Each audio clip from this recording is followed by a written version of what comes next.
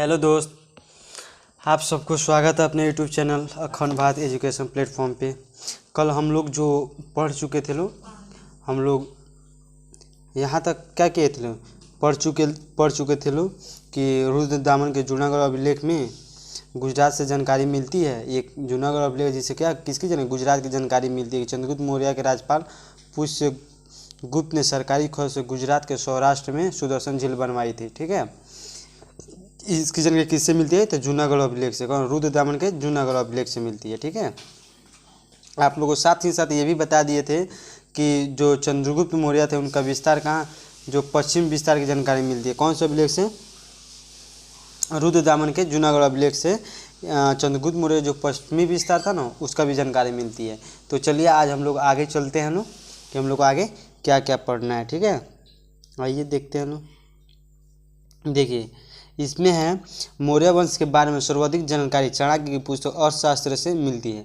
देखिए जो मौर्य वंश के बारे में अगर बहुत सारा आप लोग को जानकारी चाहिए या ये सब जानकारी जितने भी हैं ये कौन से पुस्तक में मिलती है? तो ये पुस्तक कौन है? अर्थशास्त्र है। कौन सा पुस्तक है? अर्थशास्त्र पुस्तक है। ये पुस्तक किसने लिखा था? तो ये पुस्तक चाणक्य ने लिखा था। क्या लिखा था? चाणक्य ने लिखा था। आप लोग वो अर्थशास्त्र राजनीति होता है वो वाला अर्थशास्त्र नहीं है। ठीक है, ये आप लोग अपने माइंड से निकाल दीजिएगा ये जो अर्थशास्त्र है इसका लेखक कौन है? तो चाणक्य है। और इस अर्थशास्त्र में किसकी जानकारी मिलती है? तो मौर्य वंश की जानकारी मिलती है, जो एक राजनैतिक एवं प्रशासनिक पुस्तक है। क्या है? राजनैतिक एवं प्रशासनिक पुस्तक है। आपको अभी भी ये भी बात हम बता रहे हैं कि आप लोग जो राजनीति नेता वाला राजनीति सोच रहे हैं वो वाला राजनीति नहीं। ठीक है, ये दूसरा राजनीति या प्रशासनिक का बात हो रहा है। इस पुस्तक के 15 अधिकरण कहने का मतलब लेसन जो चैप्टर होता है ना, तो अर्थशास्त्र में कितना? 15 अधिकरण थे। इस पुस्तक में राजा के राजतत्व सिद्धांत की चर्चा है। और इसी पुस्तक कौन सी पुस्तक? अर्थशास्त्र की पुस्तक में बताए राजा के सिद्धांत की चर्चा किया गया है। ठीक है, और कहा गया है कि एक मजबूत राजा को संप्रांग सिद्धांत का पालन करना होगा। यानी कहने का मतलब कि जो एक मजबूत राजा होता है उसे कौन से सिद्धांत का पालन करता है? संप्रांग सिद्धांत का पालन करना है। संप्रांग का देखिए संप्रांग शब्द क्या होता है? जितने भी उनके प्रजा हैं उनके जितने भी प्राण हैं उनको क्या करना? पालन करना। किसका सिद्धांत, किसका दायित्व होता है? तो राजा का होता है। ठीक है, संप्रांग का शब्द समझ में आ गया ना कि उसका मतलब क्या होता है। तो चलिए हम लोग आगे चलते हैं। देखिए शरीर के 7 साम्राज्य, शरीर के अंगों के समान राज्य के 7 अंग होते हैं। यानी कहने का मतलब कि जैसे हम लोग को शरीर के जितने भी अंग हैं वैसे ही कहने का मतलब उस जो मौर्य वंश था ना उसके 7 अंग होते थे। ठीक है, और वो 7 अंग कौन कौन होते थे आइए हम लोग जानते हैं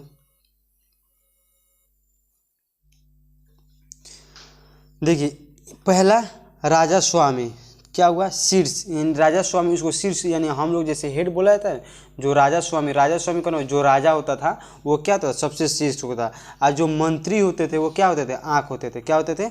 आँख होते थे। जो मंत्री होते थे वो क्या होते? राज्य के आँख होते थे। और राजा स्वामी क्या होते थे? उस राज्य के शीर्ष होते थे, यानी दिमाग होते थे। ठीक है, जनपद क्या होता था? क्षेत्र और जनसंख्या। क्या होता था? क्षेत्र और जनसंख्या। आप लोग को जनपद के बारे में हम बताएं ना कि जनपद क्या होता है। आगे चलकर वहीं जनपद क्या हो गया? महाजनपद। एक जो राज्य होता है जनपद, आप लोग को पिछले हम पढ़ा चुके हैं। देखिए दुर्ग यानी किला, यानी दुर्ग का मतलब जैसे आप लोग को ये भी दुर्ग के मतलब भी हम अर्थ बताए हुए हैं। इस शब्द के बारे में बताइए कि दुर्ग क्या है।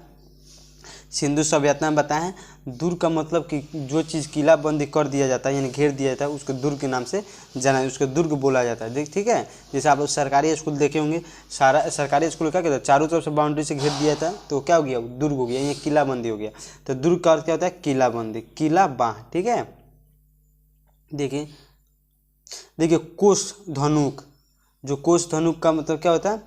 मुख होता है। क्या होता है? मुख होता है। ठीक है, ये छूट गया है, यहाँ पे लिखे नहीं है। यहाँ कोष, सॉरी यहाँ पे कोष, यहाँ पे आप लोग बना लीजिएगा ये बीच में क्या है? हाइफन है। कोष का मतलब क्या है? धनमुख होता है। ठीक है, देखिए दंड या सैन्य, यानी जो दंड देते हैं जो सैन्य है उसको क्या बोला जाता है? मस्तिष्क बोला जाता है। क्या बोला जाता है? मस्तिष्क बोला जाता है।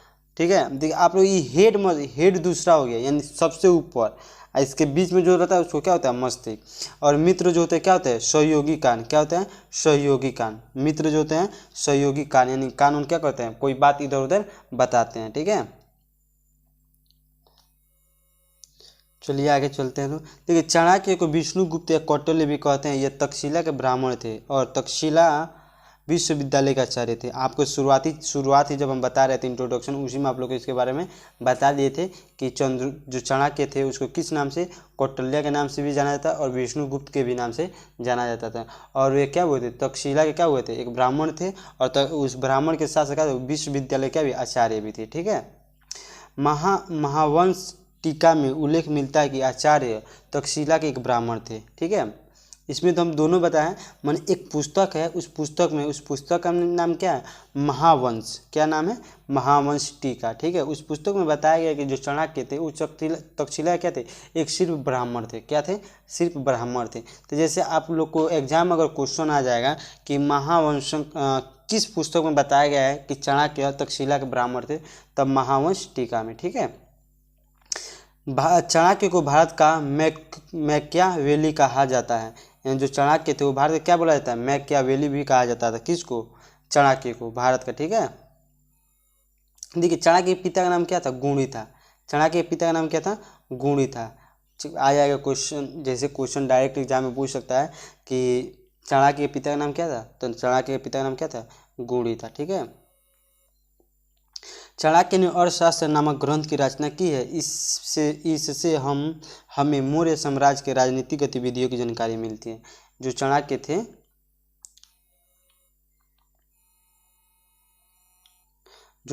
थे, ठीक है, उन्होंने एक अर्थशास्त्र, आपको बताया ना कि अर्थशास्त्र नामक एक पुस्तक ग्रंथ था, उसको किसने लिखा था, तो चाणक्य ने लिखा था। और इसमें उन्हें मौर्य साम्राज्य के जितने भी राजनीतिक और प्रशासनिक जानकारी उस किताब में इन्होंने बताया। कौन, चाणक्य, ये पहले ही बता दिए हैं। ठीक है। चाणक्य की बेइज्जती घनानंद ने की थी। इसी के प्रतिरोध के लिए उन्होंने चंद्रगुप्त मौर्य का सहारा लिया और घनानंद का अंत कर दिया। जब हम आप लोग को पढ़ाने से पहले ये इंट्रोडक्शन भी बता दिए हैं कि जब चाणक्य थे, जब घनानंद के क्या कहते दरबार में गए थे और घनानंद क्या कर रहा था वहाँ पे, पूरा नर्तकी या जो शराब पी के नचनियों के साथ क्या कर रहा था, डांस कर रहा था। तो वहाँ पे चढ़ा के समझाने के लिए गए थे, लेकिन वो घनानंद क्या कर दिया, नशा के चूर में और अपने घमंड और अत्याचार के बल, क्रोध के इसी से दम पे चाणक्य को क्या किया, वहाँ से बेइज्जती करके निकाल दिया। जब चाणक्य वहाँ से बेइज्जती करके लौट रहे थे, जब वो तक्षशिला जा रहे थे, तभी वो किसको देखे थे, चंद्रगुप्त मौर्य को देखे थे। और उसी चंद्रगुप्त मौर्य को उन्होंने क्या किया, शिक्षित कराया और उसे योद्धा बनाया और उसी के सहारे, चंद्रगुप्त मौर्य के सहारे किसको मार दिया, घनानंद को अंत करा दिया। ठीक है। लुटार्क ने चंद्रगुप्त मौर्य के लिए एटोकोटस शब्द का प्रयोग किया है। कौन सा शब्द, एटोकोटस शब्द। देखिए, लुटार्क क्या है, एक लेखक हैं जो कि पुस्तक लिखते हैं।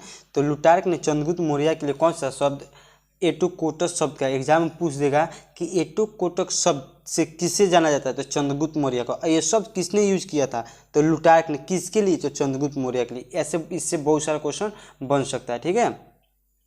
चलिए हम लोग आगे चलते हैं।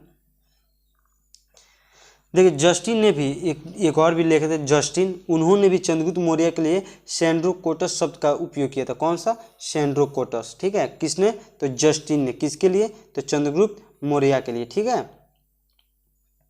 देखिए, विलियम जोन्स ने यह पहचान कराया कि सेंड्रोकोटस कौन है, चंद्रगुप्त मौर्य है। ये लोग कोई नहीं जानता था ये सेंड्रोकोटस शब्द की कौन, ये है तो है कौन, सेंड्रोकोटस है तो विलियम जॉनसन थे, उन्होंने पहचान कराया कि जो सेंड्रोकोटस है वो क्या है, चंद्रगुप्त मौर्य है। ठीक है। उन्हीं को बताया गया है। ठीक है। जैसे हम लोग गाँव में रहते हैं लोग, तो किसी को क्या बोल देते हैं, बिकोटना बोल देते हैं, बिकोटना में कह के क्या करते हैं, चिढ़ाते हैं लोग।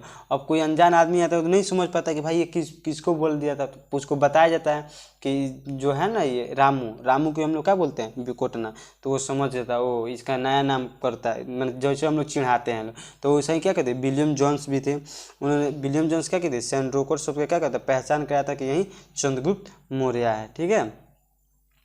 प्लूटार्क के अनुसार चंद्रगुप्त मौर्य ने 6 लाख की सेना लेकर चाणक्य की सहायता से संपूर्ण भारत पर रौद डाला था। ठीक है। यानी कहने का मतलब जो प्लूटार्क थे, प्लूटार्क जिस अपने पुस्तक में ये व्याख्या किए थे, जो चंद्रगुप्त मौर्य थे ना, उनके 6 लाख की सेना थे। कितने, 6 लाख सेना थी। ठीक है। और 6 लाख की सेना चाणक्य की सहायता, किसके सहायता से बनाए थे, चाणक्य इनके क्या थे, गुरु थे और प्रधानमंत्री भी थे। कहाँ के, मगध के और मौर्य वंश के। ठीक है। तो 6 लाख के ही वो सेना को क्या किए थे, वो अपना इकट्ठा समूह बनाए थे और उसी के साथ संपूर्ण भारत में क्या किए थे, रुद्र के क्या रौंद के रख दिए थे, ठीक है, कौन, और पूरे साम्राज्य को क्या किए थे, इकट्ठा किए थे, ठीक है। तो चलिए हम लोग इस वीडियो को यहीं पे रोकते हैं लोग, और कल हम लोग इसी में, ठीक है, इसी में अशोक के भी बारे में पढ़ेंगे लोग, सॉरी अशोक के बारे में हम आप लोगों को क्या किए हैं, बता दिए हैं, उनके जितने भी अभिलेख हैं, 14 अभिलेख, 7 अभिलेख जो भी है, ठीक है, आगे हम लोग पढ़ेंगे लोग। आप लोग भी इस वीडियो को शेयर भी कीजिए, लाइक और कमेंट करते रहिए, और जो दिक्कत हो रहा है आप हमको क्या करें, कमेंट करके बताते रहिए, ताकि हम कोशिश करेंगे आप लोग को क्या करें, जो भी दिक्कत आ रही है उसको दूर करें, ठीक है। चलिए थैंक यू, फिर मिलते हैं हम नेक्स्ट वीडियो में।